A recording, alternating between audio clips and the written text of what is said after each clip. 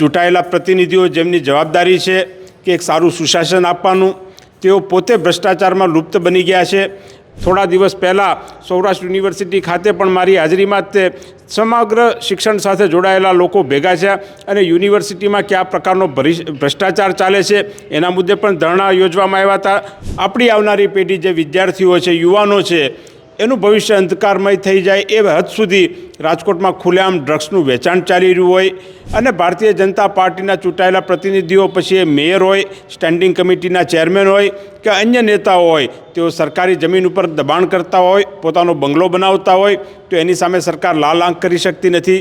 કોંગ્રેસ પક્ષ સતત પ્રજાના જુદા જુદા પ્રશ્નો માટે સંઘર્ષ કરતી અને રાજકોટની અંદર લડાઈ લડતી આવી એ હકીકત છે। કોંગ્રેસ દ્વારા રાજકોટમાં આજે એક ભાજપ વિરુદ્ધનું એક તહોમતનામું જે છે તે બહાર પાડ્યું છે। આપણી સાથે ઇન્દ્રવિજયસિંહ ગોહિલ છે, તેમની સાથે વાત કરીશું। બાપુ, એક ભાજપ વિરુદ્ધનું એક તહોમતનામું જે છે તમે અત્યારે પોસ્ટર જે છે તે રિલીઝ કર્યું છે, શું છે આખો મુદ્દો? રાજકોટ શહેર એ સમગ્ર સૌરાષ્ટ્રનું હેડક્વાર્ટર છે, પરંતુ કમનસીબે આજે રાજકોટ શહેર એ સમગ્ર સૌરાષ્ટ્રમાં ભ્રષ્ટાચારનું હેડક્વાર્ટર બની ચૂક્યું છે। ચૂંટાયેલા પ્રતિનિધિઓ જેમની જવાબદારી છે કે એક સારું સુશાસન આપવાનું, તેઓ પોતે ભ્રષ્ટાચારમાં લુપ્ત બની ગયા છે અને રાજકોટ શહેરના ચૂંટાયેલા પદાધિકારીઓ હોય, જેઓ સત્તામાં બેઠા છે, અને અધિકારીઓ હોય, એના ભ્રષ્ટાચારના અનેક કેસો મીડિયાએ ઉજાગર કર્યા છે। રાજકોટ શહેરની અંદર આજે પણ ટીઆરપી ગેમ ઝોનને કાંડને યાદ કરીએ તો આપણા રૂવાડા ઊભા થઈ જાય એ પ્રકારની એક દર્દનાક ઘટના, પરંતુ એના પીડિતોને હજી સુધી ન્યાય મળી શક્યો નથી। આપણી આવનારી પેઢી જે વિદ્યાર્થીઓ છે, યુવાનો છે, એનું ભવિષ્ય અંધકારમય થઈ જાય એ હદ સુધી રાજકોટમાં ખુલ્લેઆમ ડ્રગ્સનું વેચાણ ચાલી રહ્યું હોય।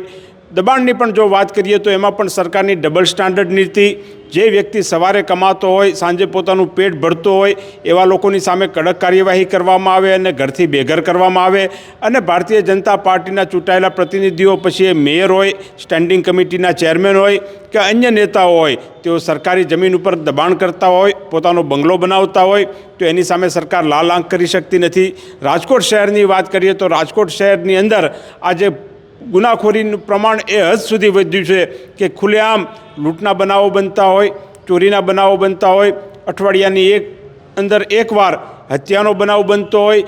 ક્રાઇમની પરિસ્થિતિ આજે રાજકોટમાં એ હદ સુધી પહોંચી ગઈ છે કે લો એન્ડ ઓર્ડર સદંતર નિષ્ફળ નીવડી ચૂક્યું છે। ત્યારે ગુજરાત રાજ્યનું શહેરી વિકાસ મંત્રાલય સૂતું હોય, ગુજરાત રાજ્યની મૃદુ અને મક્કમ કહેવાતા મુખ્યમંત્રીની સરકાર સૂતી હોય, એ પ્રકારની પરિસ્થિતિ સમગ્ર રાજકોટ શહેરની અંદર ઊભી થઈ છે।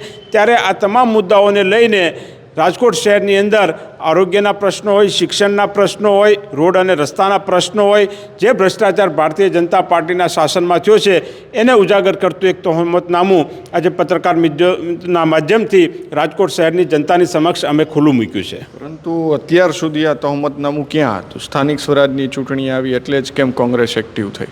છેલ્લા 3-4 વર્ષની અંદર હું આપને જણાવું પત્રકાર મિત્ર કે હું પોતે પણ રાજકોટ શહેરની અંદર 10થી 15 વખત જુદા જુદા કાર્યક્રમોમાં આવી ચૂક્યો છું। રાજકોટ શહેરમાં સુશાસન કઈ રીતે લાવી શકાય એની નિબંધ સ્પર્ધા રાજકોટ શહેરના યુવક અને યુવતીઓ 500 જેટલા ભાગ લે, પોતાના સૂચનો રજૂ કરે। રાજકોટ શહેરની અંદર જંગલેશ્વરના દબાણનો જ્યારે પ્રશ્ન હતો ત્યારે એક રેલીનું આયોજન કરવામાં આવ્યું, એ રેલીમાં પણ અમે જોડાણા। એ સિવાય કલેક્ટર કચેરીએ જુદા જુદા કાર્યક્રમમાં 3 થી 4 વાર આવેદનપત્ર આપવા જવાનું હતું, ત્યારે પણ અમે જોડાણા હતા।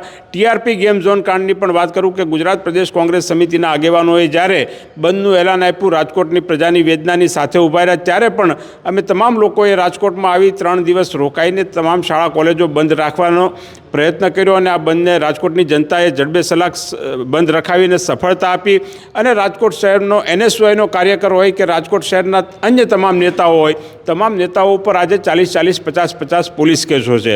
થોડા દિવસ પહેલાં સૌરાષ્ટ્ર યુનિવર્સિટી ખાતે પણ મારી હાજરીમાં જ તે સમગ્ર શિક્ષણ સાથે જોડાયેલા લોકો ભેગા છે અને યુનિવર્સિટીમાં કયા પ્રકારનો ભ્રષ્ટાચાર ચાલે છે એના મુદ્દે પણ ધરણા યોજવામાં આવ્યા હતા।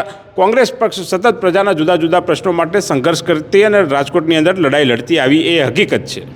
હમણાં જે વાત કરીએ તો પૂર્વ મેયરના બંગલાનું ગેરકાયદેસર જ્યારે બાંધકામ સામે આવ્યું છે ત્યારે કોંગ્રેસ ન બોલી। જંગલેશ્વરની વાત કરીએ તો જંગલેશ્વરમાં જ્યાં સુધી ડિમોલેશન થઈ ગયું, તમારા જ એક નેતા એવું બોલ્યા હતા એક ઈંટ પણ અમે નહીં હલવા દઈ, તો ત્યારે કેમ કોંગ્રેસ ન આવી? સરકારી તંત્ર છે, સરકારી તંત્ર સામે લડવા માટે કોંગ્રેસના જુદા જુદા અનેક નેતાઓને જુદા જુદા કાયદાની અંદર ફિટ કરવામાં આવી રહ્યા છે. હું તમને જણાવું કે રાજકોટ શહેરનો એક કાર્યકર 10-10થી લઈને 50-50 સુધીના પોલીસ કેસો ધરાવે છે અને જે મુદ્દાની તમે વાત કરો છો એ મુદ્દા ઉપર પણ લીગલી જે કોઈ કાર્યવાહી કરવાની હોય એમાં કોંગ્રેસ પક્ષનો પૂરેપૂરો સાથ અને સહકાર હતો.